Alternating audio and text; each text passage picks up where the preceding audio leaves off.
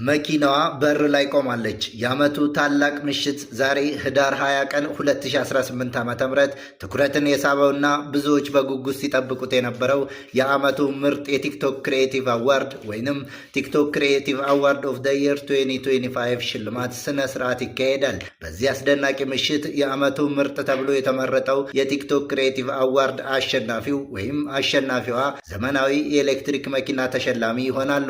ይህ መኪና በማን እጅ እንደሚገባ ለማወቅ ሁሉም ጓጉቷል። መላው የኢትዮጵያ ሕዝብ ታሪካዊውን ክስተት እንዲከታተል መርሃ ግብሩ በቀጥታ በአርትስ ቲቪ የሚተላለፍ ይሆናል። የሽልማት ስነ ስርዓቱ የሚከናወነው በአዲስ ኢንተርናሽናል ኮንቬንሽን ሴንተር ነው።